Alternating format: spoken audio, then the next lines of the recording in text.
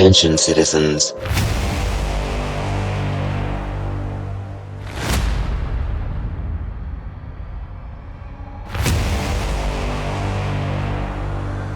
I said, do you wanna fight me? Do you wanna catch these hands?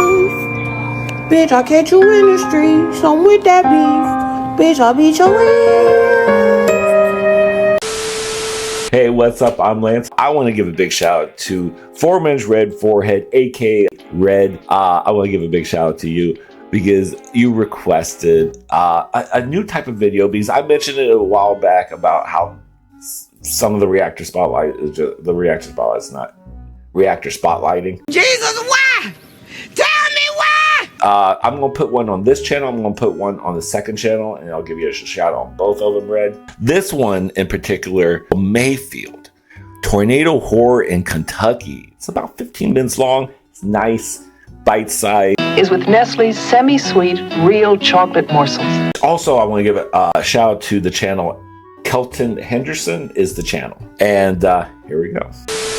Of atmospheric conditions would lead to a devastating outbreak of tornadoes across the Mississippi and Ohio River valleys. Its consequences would shake the region to its core and leave everything in its path unrecognizable. One of the tornadoes in this outbreak would be particularly devastating, leaving untold devastation, injuring hundreds and claiming the lives of 57. An unseen monster masked by the darkness of night. Today, we discuss the Mayfield tornado. Oh, the production on this already is good.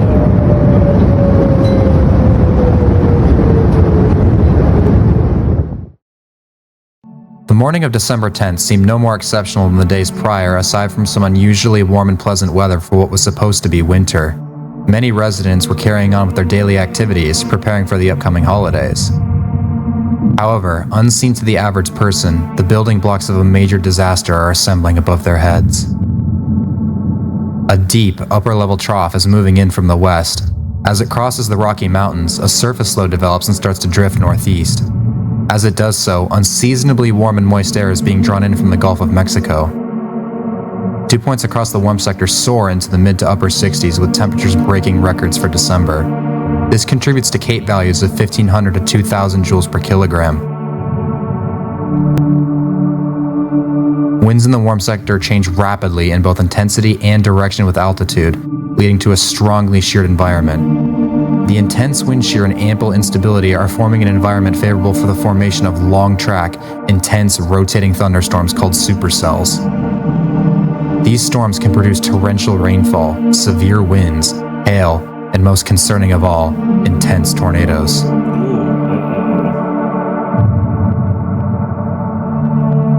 Noting the risk for severe weather, the Storm Prediction Center denotes a level 4 out of 5 moderate risk for the area, including the risk for strong nocturnal tornadoes. The environment is primed. All that is needed is a trigger. Oh, the way you say that too, sir. Oh my God. That's during the winter time. See, one thing about the hurricanes, Florida, we don't really, usually was it the end of October? We have the end, is it the end of October, the beginning of November? I think it's the end of October. Hurricane season's over with.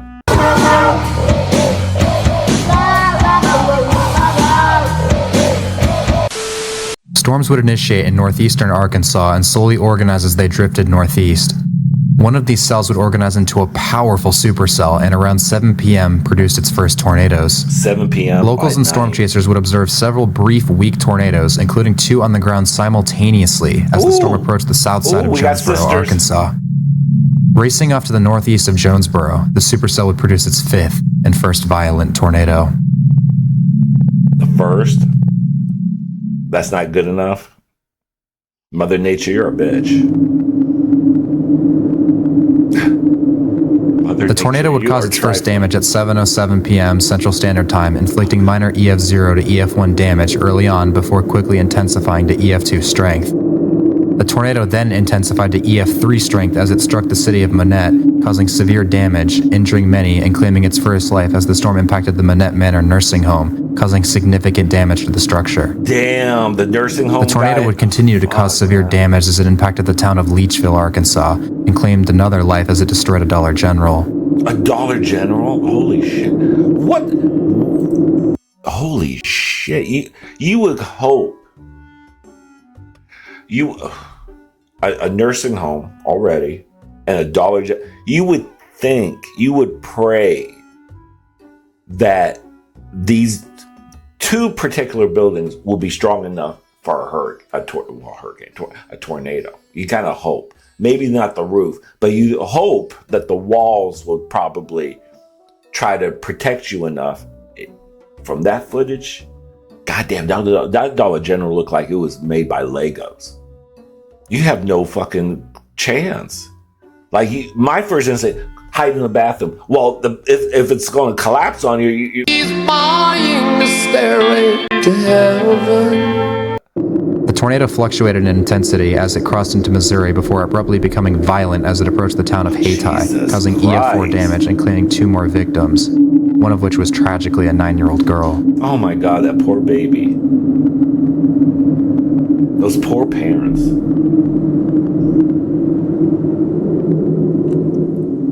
The tornado would again become violent after crossing the Mississippi River into Tennessee, impacting the town of Tiptonville, where 3 more would perish. Jesus. The tornado would claim its final victim as it impacted the town of Sandburg before finally dissipating at 8:36 p.m. Central Standard Time after traveling for more than 80 miles and claiming 8 lives. This tornado, with estimated peak winds of 170 miles per hour, received an EF4 rating. Jesus. Following this EF4, the storm began to cycle as it approached the Kentucky border. This guy's narration he has a good narration voice. The tornado would inflict its first damage near the Woodland Mills area before racing off to the northeast and rapidly intensifying as it crossed the border into Kentucky. On approach to Casey, Kentucky, the tornado became violent, sweeping many structures off their foundations and badly damaging the fire department. The tornado claimed 1 life and injured several others before exiting Casey. Damage here would peak at low-end EF4 intensity. EF4, Jesus. The tornado continued its track to the northeast, carving in deep scour marks and trenches into the ground, indicating it was still extremely violent. The tornado continued to inflict significant damage as it drew closer and closer to the city of Mayfield, Kentucky, a city of more than 10,000 people. The debris ball is now coming into Mayfield. Send some prayers to Mayfield right now. Let's keep our friends in prayer. The tornado roared into the southwestern fringes of Mayfield around 9:25 p.m. at EF4 intensity, obliterating several well-built structures, sweeping their foundations clean of debris and shredding a candle factory to the ground with more than 100 workers inside, resulting in 8 deaths and numerous injuries. I'm surprised there's only 8. With it now clear that a violent tornado would hit the heart of Mayfield, the National Weather Service issued a tornado emergency. At 9:26 p.m., Mayfield was swallowed by the ferocious winds of the tornado. God damn. The twister directly impacted the downtown area, destroying several well-built multi-story buildings as it carved its way through the center of the city. Businesses and residences alike were swept away into the deadly vortex as debris was lofted to more than 30,000 feet into the air. 22 would perish before the tornado's wrath had finished with the city. Inflicting high-end EF4 damage, the tornado exited Mayfield and drew its sights on the city of Benton, where another tornado emergency would be issued.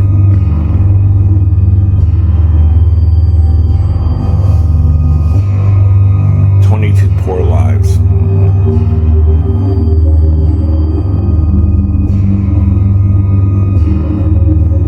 I love. Hold on, calm down. Can we pause? What are we doing with the pausing? When I hit pause, please. The way he's doing the video, I really enjoy it because he shows this part right here, like the tracking, the spaghetti, little spaghetti strings right here. This part, God, this is, when you see this red, look at all this red right here. Ciao. No.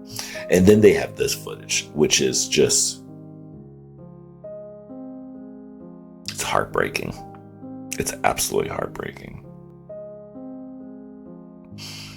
How many lives were just, it's sad. tornado would ultimately spare Benton, passing just to the north of town. Oh boy, However, in doing so, yes, the tornado Jesus. closed in on the small community of Cambridge Shores.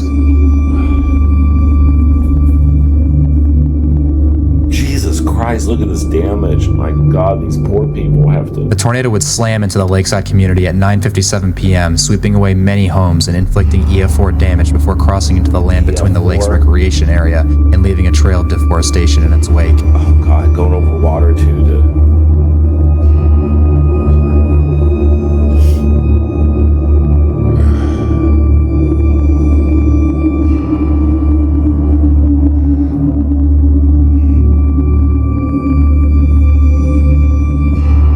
After crossing the lakes, the tornado began to close the distance to the town of Princeton, prompting another tornado emergency to be issued. Ooh.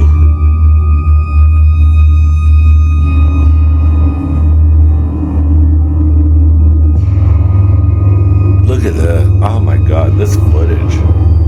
The tornado would impact the south side of Princeton at 10:17 p.m., devastating the Golf and Country Club community where many homes were destroyed, with some being completely swept to their foundations. The tornado would reach EF4 intensity here and claim 4 more lives before exiting the town, carving deep cycloidal marks into the Look earth. at Jesus Christ, dude.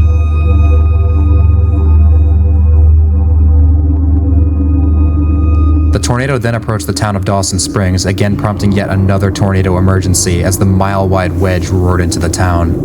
At 10:32 p.m., the tornado made a direct hit on the residential side of town at EF4 intensity, flattening entire neighborhoods and shredding buildings down to their foundations. An apartment building here would be dismantled down to just a few interior walls on the lowest level, and several industrial buildings would be seriously damaged. A photograph from one of the homes in Dawson Springs would be lofted by the wrath of the twister and was later found more than 120 miles away in Indiana. 14 would tragically perish here before the monstrous winds of the tempest moved on. The tornado continued on its track, impacting a few other small communities to the northeast of Dawson Springs at EF3 intensity, flattening or completely sweeping away many poorly built structures while rapidly closing in on the small community of Bremen, where the National Weather Service had issued another tornado emergency.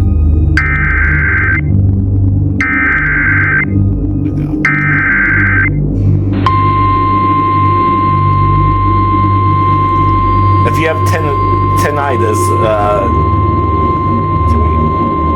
Tornado emergency for Bremen, Kentucky. warning to The people who have National Weather tinnitus. Service in Paducah has issued a tornado warning for northern Muhlenberg County in south central Kentucky, southeastern McLean County in northwestern Kentucky until 11:15 p.m. Central Standard Time. As the tornado approached the north side of Bremen, it suddenly intensified to near EF5 strength, obliterating several well-built structures and sweeping their slabs completely clean of debris. Jesus Christ, dude. Trees sustained severe debarking and denuding. The ground was scoured. Several vehicles were thrown and the debris from slabbed homes were windrowed through the farmland by the violent winds. This one house right Footage of here. the monster tornado was captured by This one house right here at the end. You must have had a guardian angel. They still got a little bit of a roof. They got their roofs left. This house kind of fared pretty well. But this house at the end right here, you had a guardian angel, my friend. You had a guard. You probably have some roof damage, but you at the end, my friend, because your neighbors, oh my God. You won't have to worry about noise complaints any further if you did, because my God, look at this. Look at this little house right here, right next to you, my friend. You're lucky. Right next to you, gone. Next to you, that little house next to you, that big house. I don't know. You must have used like concrete and steel and just. I'm like, oh, you had a guardian angel. windrowed through the farmland by the violent winds. Wow. Footage of the monster tornado was captured by Eddie Knight as it passed just to his south. Shout out to Eddie Knight for the footage. Ooh, that looks scary. That's the devil right there. Probably Boucher. Continuing through Bremen, the tornado would sweep away several more homes, scouring the foundation and driveway. Several poorly constructed residents and manufactured homes would be completely destroyed and swept away as the tornado finally left Bremen, taking 11 more lives with it.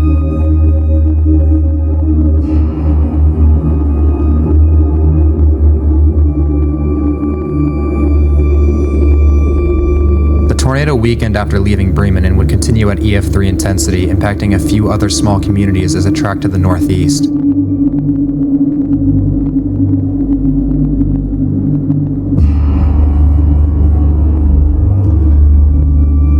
Oh my God, look at this. And those things are deep into the ground too. God damn, this brick wall's... Jesus Christ, dude. The supercell began to cross into less favorable conditions as storm coverage increased and its inflow was interfered with. Tracking for roughly another 40 miles through a mostly rural area, the tornado began to gradually weaken before finally dissipating at 11:48 p.m. near the Rough River Dam State Park. God damn, can you leave these people alone? Her tornado... What is the name of this tornado asshole? Like, these poor people had enough. Jesus Christ. By the time the sun had risen on December 11th, thousands had been injured and 95 had lost their lives. The Western Kentucky tornado made up a vast majority of the casualties at 57 and had traveled for more than 165 miles in roughly 3 hours, leaving catastrophic damage in its wake. The daylight would reveal town after town after town had suffered devastating losses. In one evening, an invisible horror had changed the history of this region forever. After surveying the damage caused by the Western Kentucky tornado, it was determined that the twister had peak winds of 190 miles per hour, earning it an EF4 rating. The poor construction quality of many of the homes in this region and the fact the tornado occurred after dark certainly contributed to the tragically high death toll, becoming the single deadliest tornado since the Joplin EF5 10 years earlier. Jesus, I remember Perhaps the most haunting aspect of this tragedy was the fact that many of the people in the path of the storm were well warned and were fully aware of the disaster that was roaring towards them. However, many had nowhere else to go and were forced to ride out a violent tornado in their homes. That's the thing. I can't begin to imagine the horror of knowing such a calamity is racing towards you and you have nowhere to hide. When a town is hit by a violent tornado, it's never the same again, but time can help heal the wounds. 6 months later, I would revisit the track of this historic tornado to find that nature had already begun to undo the damage brought by the twister. To my surprise, some of the homes in some of the hardest hit areas have already been rebuilt. However, most of the impacted areas are still reeling from the destruction and are going to need help with the recovery efforts for years to come. God, look at this. The path to recovery is going to be slow and many of the scars of that night will never fully heal. But with time and hard work, these communities can bounce back from that tragic night in December. What do you make me cry for? I love the music in the background. You're killing me with this really lovely kind of country sound music. Actually, I kind of want that in my intro music. Actually, I like that song. God damn, dude. I was expecting to be. This is a good video. Shout out to Red, first of all, for introducing me to this. And shout out to Kelton. Did I say Kelton Henderson? Great narration, by the way. His voice is very... oh, God. I have to redo my press powder now. Not...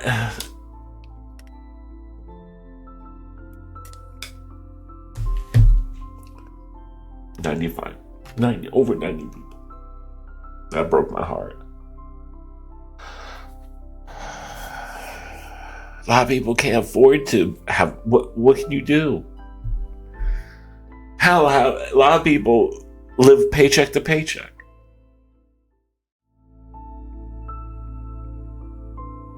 If you're elderly or if you don't own a car, you're just kind of, you're just going to hope for the best. You kind of hope for the best. That's what I do during a hurricane.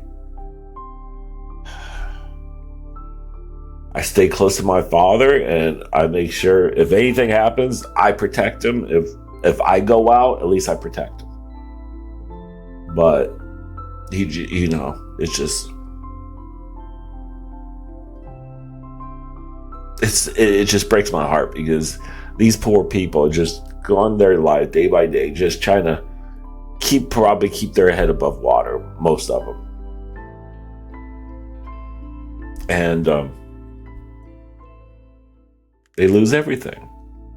You lose everything you know, a lot of it, you can say, oh, it's just stuff, whatever. But a lot of it, it's a lot, you know, we're humans. We're human.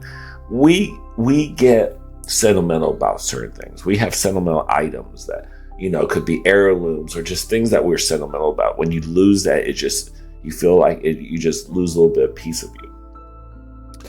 You know, when people lost probably heirlooms and photos and just like things that we didn't even talk about.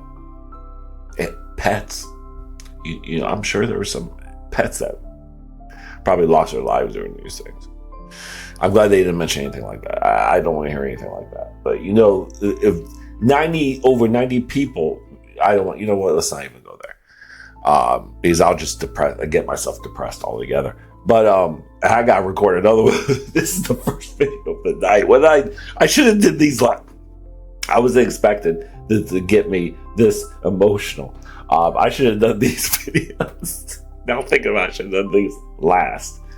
I wasn't expecting to be all mucused up now at this point. Shout out to you, Red. You got emotion out of me on my little black heart.